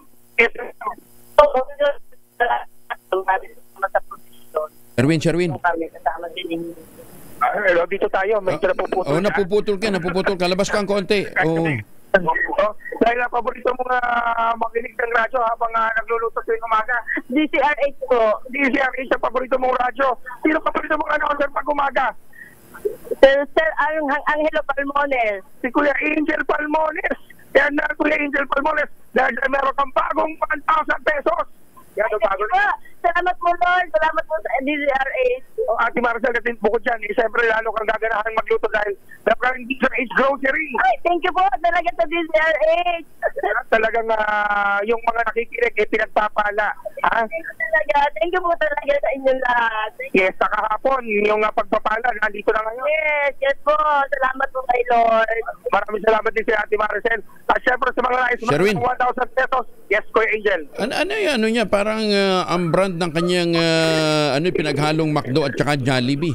Ano yan, Happy Mac? Oo, yung kanyang mga Happy Meal. Pero ito, Happy Hotdog. Meron pang Happy Ham, meron Happy Pancit, meron pang Happy Siomay. Yung logo niya, yung doon sa yung billboard niya doon sa likod. Parang sabi ko pinaghalong Jollibee at McDonald's. Ginutom tuloy kami. Sino nag-design ng logo nyo? Ano ba? Sino nag-design ng logo nyo pinaghalong Jollibee at McDo? Yan yun nasa likod niya. Ito. Ayan. Kita mo. Yan Pag na-chicken, nag-design yan. Diba? Para ka nasa Happy Mac. Happy Mac. O diba? Bless na bless ang kanyang Monday. Siyempre, sa mga nais ni ma-bless ang inyong mga araw ngayong uwagang ito, pwede kayo mag-tune in sa DZRH at baka kayo nasusunod natin winner sa ating bagong taon, bagong lakas from Mars number 6, Sherwin Battle para DZRH, una sa Pilipinas, una sa Pilipino. Maraming salamat, Sherwin, at magandang umaga sa mga taga-Pasig. Ang tindi pa na ng bakbakan dyan sa Pasig, ha? Oo, lupit. 80% yung mayor. Yung lumalaban, nasa mga 3%. Close fight. Asa na ba yun? Tama ba yung data ko? Pero more or less, mga ganun eh. Oo. Doon sa naghahamon kay Mayor Vico, ha? Magandang umaga, Pilipinas! 29 na makalipas ang alas 5 ng umaga. Pero para ho sa mga suki natin, oras na para ho mag-ultamayo. Ano ba itong ultamayo? Ang ultamayo po ay postbiotic with Lactococcus lactis strain plasma. Ang ultamayo, ang postbiotic ay dumaan ho sa mahabang clinical trial dyan po sa Japan. Hindi po kwentong kutsero, clinical trial. Hindi rin ho mga testimonial, kundi mahabang clinical trial. Ang bawat kapsula ng Ultamayo ay nagtataglay po ng 50 billion cells ng Lactococcus lactis strain plasma. Batay po ito sa mga pag-aaral at lumalabas. Batay po naman sa registration ng Food and Drug Administration at nakakuha din po ng halal certification. Yung pong postbiotic, yung Ultamayo, pag pumapasok po sa ating katawan, napaka-potent po nito para i-activate yung PDC, yung plasmacytoid dendritic cell. Yan po yung tinatawag ng ating mga dalubhasa na commander ng ating immune system. Kaya't naitataboy po yung mga toxin sa ating katawan habang tayo po ay natutulog o nagpapahinga. Na-achieve natin ang magandang tulog. Kaya kahit konti lang yung oras ng tulog, less than 8 hours ang tulog, maganda pa rin ang gising mo kinabukasan kapag ikaw po ay naka-Ultamayo. Available po ito sa Mercury Drug Store, Amesco Drug, Pasmed Pharmacy, John's Pharmacy at Curamed. Kung meron kayong mga katanungan, mag-text lamang ho sa 0917-110-6580. Ulitin natin 0917-110-6580. May mga medical experts po nakastambay dyan para sagutin ang inyong mga concerns. Ang Ultamayo, ito yung mahalagang paalala. Ang Ultamayo po ay hindi gamot at hindi dapat gamiting panggamot sa anumang uri ng sakit. Magandang umaga, Pilipinas! Alas 5:30. Balita, bagong impormasyon, kasama si Kuyang Angelo Palmones. Magandang umaga, Pilipinas! So, Shanghai. Good morning ho sa mga taga Shanghai, China. Baka may mga importanteng lakad kayo, huwag kalimutan magbaon ng proteksyon laban po sa mikrobyo. 2 formulation ng family alcohol na pwede nating pagpilian. Yung family 70% ay isopropyl alcohol, especially prepared for clinics, hospital, pharmacies, laboratories, pero okay na okay din po yan sa mga households. Very effective sa disinfection at sterilization. Ganyan ang bagsik ng family 70% ay isopropyl alcohol. Maghapon man natin gamitin, no problem. Hindi po manunoy ang ating mga kamay dahil meron po itong moisturizer. Yun namang mabangong family rubbing compound improved alcohol. Ayan po yung mabangong isopropyl alcohol na ginagamit ginagamit po ng mga masahista, mga barbero, mga doktor, mga nurse, mga komadrona for sponge bathing and other cleansing purposes. Family rubbing alcohol parang DCRH book na sa mahabang panahon. Mabibili sa namang butik at convenience stores nationwide. Family rubbing alcohol hindi lang pampamilya, pang sports pa. Kaso naman tinamaan ng hand, foot and mouth disease sa Quezon City. Uy, tumaas ng 45%. Alamin natin kung bakit mula kay Bal Gonzales sa RH5. Bal, good morning. Good morning, Kuya Angel. Pinag-iingat ng lokal na pamahalaan ng lungsod Quezon ang mga magulang laban sa nakakahawang sakit na hand, foot and mouth disease o HFMD. Ang babalay ginawa ng LGU kasunod ng 45% na pagtaas ng kaso ng HFMD mula sa kaparehong kaso nito sa kaparehong panahon noong January 1 hanggang 15 noong 2024. Batay sa record ng City Epidemiology and Disease Surveillance Division o CESD, pinakaapektadong mga bata na nasa edad 5 taong gulang pababa. Ayon sa CESD, naipapasa ang HFMD sa pamamagitan ng direktang kontak sa mga taong mayroon nito, paghawak sa kontaminadong bagay, pagpahinga at pag-ubo at mula sa dumi ng taong may HFMD. Kabilang sa sintomas ng viral infection na ito ay lagnat, sipon, rashes o blister sa kamay, paa, puwitan at palibot ng bunganga o bibig at pagkawala ng gana. Dahil dito ay pinapayuhan ang mga magulang na magtungo sa pinakamalapit na health center kung may sintomas ng HFMD para mabigyan ng gamot at mapigilan ang lalo pang pagkalat ng HFMD. Ako si Bal Gonzales, DZRH, una sa Pilipinas, una sa Pilipinas. Maraming salamat, Bal. O ingat din ho kayo doon sa mga pupunta ng Baguio. Ang nire-recommenda po ni Mayor Benji Magalong, mag-face mask at mag-distancing muna tayo dahil meron na nga pong unang kaso ng Mpox sa virus na nadali dyan ho sa Baguio City. Although gumaling na, wag daw ho tayong magbababa ng ating health security. Para sa kapakanan din ho natin ng bawat isa, ha? Lalong-lalo pa, dami nagbabalak para sa alumni homecoming, ha? Ng PMA. Tapos di ba next month din yung Panagbenga Festival, Malo? Marami-raming mga festivals, maraming dahilan para umakyat ng Baguio ang marami sa ating mga kababayan. Teka muna, akala ni Sherwin siya lang mamimigay ng pera. 3,000 ang naghihintay na premyo sa Mahiwagang Tunog. Mahiwagang Tunog!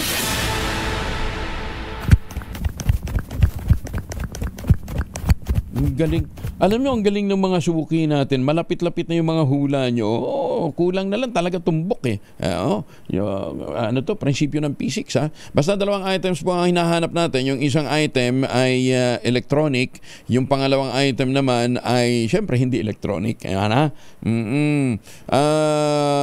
Madalas na nakikita ito sa bahay, sa mga hotel, sa mga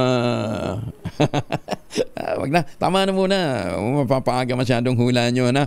Ang inyong masagot ipapadala po ninyo sa 0919-282-6485. Sundin ang tamang format ng pagte-text, empty space, name / address / contact number / at ang inyong sagot. Isang beses lamang po maaaring mag-text sa ating text line gamit ang inyong mobile number. Ngayon, sa mga sasali po online, kinakailangan meron po kayong sharer badge. Ito. Mas malapit-lapit itong clue na ito.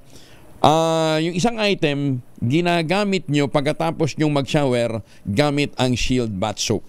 Ayan, ha? Kadalasan, yung item number 1 ay ginagamit natin pagkatapos mag-shower gamit ang Shield Bath Soap. Maganda umaga, Pilipinas! Ikinalugod ni National Security Advisor Edgardo Anyo ang resulta ng ginasang survey ng Octa Research noong Nobyembre ng 2024 kung saan lumalabas mayorya ng mga Pilipino suportado ang mahakbang ng pamahalaan sa West Philippine Sea. Naniniwala sa Anyo na pagpapakita lamang ito ng malawakang pagsuporta ng publiko sa paninindigan ng bansa sa kasalukuyang maritime territorial dispute. Patunay din na niya ito ng mas malawak na pagkakaisa at pag-unawa ng mga Pilipino sa issue. Kasabay nito ang pagtiyak na patuloy na kikilos ang Pilipinas alinsunod sa international law at para proteksyonan ang kapakanan ng mga mangingisdang Pilipino.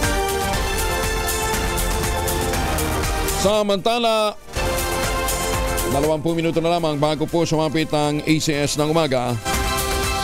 Nagsagawa naman ng 2 araw na bilateral maritime cooperative activity ang Armed Forces of the Philippines at ang Estados Unidos sa West Philippine Sea. Dahil ayon sa AFP Chief of Staff na si General Romeo Browno Jr., isang crucial element na ang naturang aktibidad para mapalakas pa ang defense cooperation ng Pilipinas at ng Amerika. Bunga rin na niya ito ng commitment at mutual effort ng Pilipinas at ng US na mga pangalagaan ng pambansang interes at gayon din ang katahimikan sa buong rehiyon. Isinagawa ang nasabing activity January 17 hanggang 18. Birthday pala ngayon ni PCSO General Manager Mel Robles. Ayan, pinababati siya ni Malu Cabral. Oo. Yun bang natukoy na ba kung talaga Hindi, joke na. Sige. Dami na nakiusap. Tantanan na nahula natin yung milagro doon sa panalo ng ito, maraming nanalo Malo, di ba? Oo. Kailan naman nagpapabola sa PCSO, di bahala kayo. Maganda umaga, Pilipinas! Diretsahang sinabi naman ng dating Pangulong Rodrigo Duterte na invalid ang inaprobahang 2025 General Appropriations Act o GAA. Ito ay matapos matuklasan ni Davao City Representative Isidro Ungab, dating chair ng House Committee on Appropriations, na maraming blanco sa report ng Bicameral Conference Committee. Kabilang sa mga blanco ang Department of Agriculture at ang Program Appropriation. Ilan din sa binurang amount at pinalitan ng blanco ay ang National Irrigation Administration at Philippine Coconut Authority. Dahil dito iginit ni dating Pangulong Digong mali at bawal sa batas, kaya't pwedeng makulong ang mga gumawa nito sa Senado at sa Kamara. Teka muna, Mayor Digong. Marami-rami ipakukulong mo pagka nagkataon. Pero ang tanong nga doon, bakit blanco? Bakit pinagtibay na blanco yung pong mga probisyong yung nabanggit ni Mayor Digong at saka ni Congressman Sid Ungab? Malay natin, baka bawasan lang. O baka dagdagan. Arestado naman ang isang 33 anyos na lalaki sa pagnanakaw at paglabag pa sa election gun ban sa Quezon City. Ang suspect ay nakilalang si Rapi Radasa ng Barangay Batasan Hills.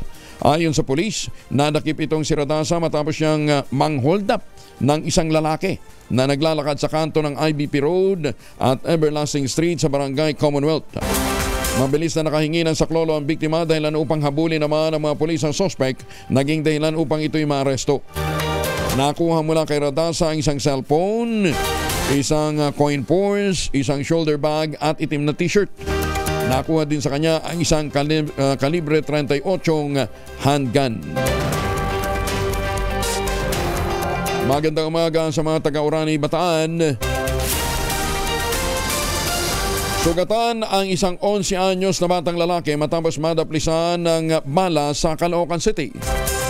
Ayon sa kapatid ng biktima, bandang alas 11:30 na umaga nang mangyari ang naturang insidente habang papasok ito ng kanilang bahay sa Barangay 176 North Caloocan.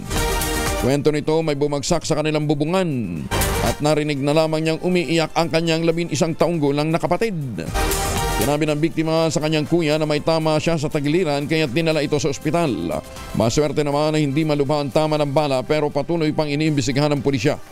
Na-report na rin sa East Bagong Silang Police Substation ang naturang insidente pero inamin ng mga otoridad hirap silang matukoy kung saan ang galing ang naturang bala dahil ito ay UP na. 44 na minuto makalipas ang alas 5 ng umaga. Sa Belgium, kumusta na po kayo, ha? At sa mga suki natin all over the world, kung kayo po ay bumalik ng Pilipinas, magbabakasyon at mag-a-attend dito ng Valentine's, magsa-celebrate ng Valentine's, wag na pong imported na tsokolate, meron po tayong tangerine chocolate. Ang tangerine chocolate po ay produkto ng mga magnaniyog dyan po sa lalawigan ng Quezon. Sa tulong nga po ni Dr. Helen Tan, yung po mga planting material ng kakao galing Davao, nahakot po yan at naitanim sa ilalim po ng mga nyugan. At nagpapatuloy pa yung efforts na yan, nagtatanim pa rin ho sila ng kakao sa ilalim po ng nyugan para mapalawak ang kanilang harvest. Kasi nga po, lumalaki ang demand ng tsokolate sa buong mundo. Ang Tangerine Chocolate po ay brand ng mga magniniyog ng mga magsasaka dyan po sa lalawigan ng Quezon. Available sa 0919-095-5935. May mahigit 10 variants po yan na available sa tangerinechocolate.ph. Sabi nga po ni Dr. Helen Tan, sa bawat pagtangkilik po natin ng Tangerine Chocolate, pinalalakas natin ang loob ng ating mga magsasaka, pinalalakas natin ang lokal na ekonomiya. Tangerine Chocolate, 100% gawang lokal, but taste and looks global dahil tinulungan po ito ng DOST at ng DTI. Maganda umaga, Pilipinas! Mamalengke muna tayo. Presyo ng itlog, higit 2 buwanang mababa sa Malibay Pasay Market. Aba, buti naman. Detalye ng balita mula kay Giselle Ricaport, RH15. Giselle, good morning. Good morning, Kuyang Angel. Higit 2 buwan ang mababa yung presyuhan ng itlog dito sa Malibay Market, lungsod ng Pasay. Ang maliit na itlog mabibili lang sa 5 pesos and 60 centavos o 66 centavos mula sa 7 noon. 3 piraso ay 17 pesos ang presyuhan, habang 190 pesos naman yung isang tray. Ang jumbo 9 ang kada piraso mula sa 10 piso noon. Ang 3 piraso naman 26 pesos habang 260 ang isang tray. Ang medium na itlog 7.50 ang kada peraso mula sa 8 pesos, 20 o 22 pesos ang kada 3 peraso, 240 naman yung isang tray. Kahit yung pulang itlog nagmura ng 16 pesos ang jumbo mula sa 17 pesos noon. Habang yung small naman nagmura din ng piso, 15 pesos na lang ngayon mula sa 16 pesos noon. Ayon sa mga retailer, marami raw supply ng itlog doon sa Batangas, kaya mababa ang presyuhan kahit noong holiday season. Ito si Giselle Ricaport para sa DZRH, una sa Pilipinas, una sa Pilipino. Giselle, magkano tikoy dyan? May nagbebenta ng tikoy, ala? Wala pa? Ay, naputol na si Giselle. Pero alam mo ninyo, masarap ang tikoy pagka may itlog, ha? Sarap po. May nagpadala na ba? Ayan, ha? Paramdam. Wala pang nakakarating na tikoy, ha? Arestado naman ang 32 dayuhan sa pagsalakay na isinagawa ng otoridad sa isang POGO facility sa Parañaque City nitong weekend. Isinagawa ang raid ng Bureau of Immigration katuwang ang National Bureau of Investigation. Ayon kay Immigration Commissioner Joel Anthony Biado, kabilang sa naarestong POGO workers ay 20 Chinese, 11 Malaysian at 1 Cambodian. Lahat sila sangkot sa online gambling at scamming operation sa isang gusali sa Asiana City. Pagtiyak pa ng BI, hindi titigil ang pamahalaan hanggat hindi nahuhuli at nalalansag ang operasyon ng mga iligal na POGO. Alam mo ninyo, titigas talaga ng ulo nitong mga... Binigyan na kayo ng warning eh. Diba? Sa kagustuhang makasurvive pa rin, diba? Itinutuloy pa rin nila yung kanilang operasyon. Hindi lang ho, ito ho yung patunay, na kahit illegitimize mo yung POGO, marami pa rin ho talagang magmabiolate. Kasi originally, ito pong POGO, talaga namang, questionable yung operation. Kasi ang lisensya nila dati nanggagaling lang po sa SESA, Cagayan Export Zone Authority. Tapos nag-ooperate sila sa Metro Manila. Ang ginawa ho ni dating Pangulong Digong noon, ginawang POGO, yung Philippine Offshore Gaming Operators, at nire-require na sila kumuha ng lisensya. Sa buong Pilipinas, 30% lamang ho yung nag-comply. So marami pa rin ho yung naging illegal. At dahil marami ho yung nag-operate ng illegal, syempre kaliwat kana pa rin yung mga reklamo ng iba't ibang mga pang-abuso. Kaya ngayon, eventually, tuluyang ipinagbawal ho na naman yung POGO. Namayagpag ngayon syempre yung mga illegal na hindi pa rin humahabol. Ito example na kahit na pinapaalis na ho yung mga dayuhan na nagtatrabaho sa online gaming o online gambling, namamayagpag pa rin dahil nga meron silang inaasahang mga pwedeng sumangga sa kanila. Hindi lang ho yan sa Metro Manila, pati ho sa labas ng Metro Manila, sa mga probinsya.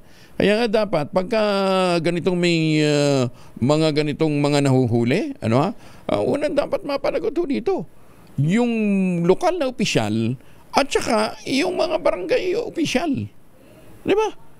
Hindi naman mamamayagpag yan, hindi naman makapag-ooperate yan ng ganyan kung walang basbas. Ay, sus may Ginoo. Ilan to? Nadadamay ho tuloy yung mga legitimate na gustong mag-operate, no ha? Yung mga legitimate na mga operation ng online gaming, ha? Hindi, bawal ho ngayon eh. Oo. Bawal ho lahat ng online gambling, bawal eh. Oo. Di ba? Pati nga yung IGL, yung Internet Gaming Licensees. Pati yung mga yun pinagtataboy, no ha? Naapektuhan tuloy maraming mga negosyo, mga hotel, mga mga paupahang mga condo, mga apartment, naapektuhan niya, mga restaurant, naapektuhan. So hangga't naglipa na po itong ganitong klaseng mga illegal na operasyon, talagang hindi din ho titigil ang pamahalaan. Ang problema ho kasi dito, may mga kumukonsente, di ba? Para makapagpatuloy itong ganitong klase ng mga illegal na mga operasyon. Yung iba nga, nandun na naman sa mga probinsya. Naghahanap na naman ng mga beach resort. Maganda umaga, Pilipinas! Pasig LGU, pinalawig ang deadline para sa business permit renewal. Detalye ng balita mula kay Jel Parosa, RH52. Jel. Kuya Angel, extended ang dapat sanay ngayong araw na deadline ng Pasig City Government para sa pag-renewal at renewal ng business permit. Anunsyo ng Pasig City Public Information Office, inurong hanggang 31 ng Enero itong assessment at payment sa naturang pahintulot. Ibig sabihin, inabsuelto ng City Hall ang mga negosyante sa surcharge at interest sa mga magbabayad ng permit hanggang sa katapusan ng buwan. Pero paglilinaw ng Pasig LGU, para lamang ito sa mga hindi delinkwente, walang violation. Gayon din, kung hindi magbayad hanggang ngayong araw, hindi na rin naman sila sakop ng 5% discount sa business tax. Ito si Edniel Parrosa, nag-uulat para sa DZRH. Una sa Pilipinas, una sa Pilipino. Maraming salamat, Edniel. Maganda umaga, Pilipinas! Paano naman kaya kung halimbawa legitimate na negosyante, compliant naman na lahat na requirement? Kaya lang halimbawa kinikikilan ng mga taga-licensing office at sinasabi may basbas ni Yorme o kaya may basbas ni Vice Mayor. Naku, ang dami hong ganyan sa mga probinsya, no ha? Eto ho, kwento ko na ho sa inyo. Merong isang negosyo diyan po sa lalawigan ng hindi kalayuan ho sa Metro Manila, ha? Itago na natin sa pangalang lalawigan ho ng Quezon, ano ha? Oo. Gustong mag-operate, legit naman, compliant ho lahat ng requirement, ano ha? Kasi nga deadline January 20. Habang papalapit, pinipressure ho nung mga bata ni Mayor at saka ni Vice Mayor, yung may-ari. Hindi namin kayo naririnig nyo. Papasara ko kayo dyan. Paladalhan ko kayo ng Sangkaterbang Police. Hanggang nagpatuloy ho kayo ng operate. Hanggat hindi ho kayo nakapag-renew ng lisensya. Paano ho? Compliant na nga. Nakapagsampit na ng requirement. Ano ha? Paano ho kasi? Lahat pala ng negosyo doon sa bayan na yun, kinakailangan may patong si Mayor at saka si Vice Mayor. Maawa naman kayo sa mga negosyanteng gustong magnegosyo ng maayos. Ano ha? Dapat yan maireklamo sa DILG Yung ganyang mga corrupt na klase ng mga opisyal na yan. Ano ha? Palibasa si Vice Mayor, mahilig magkasino at magsabong Di ba? Yung pinagsusugal mo, iaasa mo sa mga negosyo. Di ba? Kapal nito. Ultimo pinorerya, hindi pinapatagpas. Mas masahol yung ginagawang pangungutong diyan ho sa tawag dito yung mga bumibiyaheng van UB yung mga UB may mantakin ho ninyo nire-require 5,000 a month. Boss, kayo na lang bang ipaghahanap buhay, di ba? Tapos ito pa, hindi pa makontento doon sa ibinibigay sa kanila. Dahil tumataas daw inflation, dapat may increase din ang kanilang kotong. Hinayu pa ka! Maganda umaga, Pilipinas! Yung mga ganyan mga mayor, at saka palibhasa, maraming mayor ngayon, at saka mga vice mayor, ang lalakas ng loob. Ituloy yung kanilang mga katarantaduhan. Kasi marami sa kanila walang kalaban. Nandiyan naman ho ang langit. Tinitingnan naman ho yung mga pang-api ho ninyo sa inyong mga kababayan. Pero wag ho kayong mag-alala. Ibubulong na ho namin sa DILG Secretary. Baka sakali hong magawa nito ng aksyon. Hindi ito peculiar yung sa bayan na yan, ha? Marami hong ganyan, ano ha? Marami hong mga lugar na ganyan, ha? Na yung mga namumuno, ano ha? Bukod kay konsyal, bukod kay mayor, bukod kay vice mayor, ano ha? Gusto may parte sa mga negosyo. Ang tibay naman ninyo. Diba? Dito nga sa Metro Manila dati, lahat ng itatayong building, dapat yung mayor, merong may unit siya. Diba? Wala kang investment, laway lang ang investment mo Diba? Pero pinakamalupit, humihingi pa ng increase. Walang hiya. Ayos ka rin, ha? Maganda umaga, Pilipinas! Hindi pa makontento nung hinahatag sa kanya. Nami-measure pa. Diba? Sige, ituloy nyo yung pag-raid na yan at sinasabi nyo hindi nyo i-issue ng business permit at i-raid nyo uli, dadalhan nyo ng sangkatarbang polis. Papangalanan kita, Vice Mayor, maniwala ka. Total, may mga ebidensya naman na talagang yung bata mo tumatanggap buwan-buwan ng suhol. Suhol yan? Anong share? Bakit kayo magkakaroon ng share? Wala ka namang investment ni pisong duling ala. Makontenta na lang na kayo doon sa ibinibigay sa inyo. Hindi yung mamimeasure pa kayo na ay nako, lakas ng loob nila. Sabi, bakit? Sigurado namang mananalo ako. Bale, nandiyan naman si Lord po, pwede kang kunin anytime. Sige ka. Maganda umaga, Pilipinas! Hindi ko maintindihan sa mga tao to. Ano bang gusto nyo? Pinagdadasal ba kayo na sana matigok na kayo? Huwag naman ganun. Di ba? Alalahanin ho ninyo yung mga negosyante niya, nag-i-invest. Kayo, laway lang ho kapital nyo Di ba? Ay, sus, kung binong buhay to. Ay, dan siya, sige. Oy, baka ho kayo nandyan naman ho sa paligid ng Rizal. Tingnan ho ninyo yung St. Monique Ballet, the most prestigious project ngayon dyan po sa Binangonan, Rizal. Puntahan ho ninyo, mag-tripping ho kayo, makita ho ninyo yung magandang townhouse model nila, yung Bianca. 2-story townhouse yan with balcony. May 2 hanggang 3 bedrooms. Pwede nyo ma-avail through Pag-ibig Financing at less than 20,000 pesos a month. 30 years to pay. Tawag na po sa 0917-719-7908 para po sa karagdagang detalye. Ulitin natin 0917-719-7908.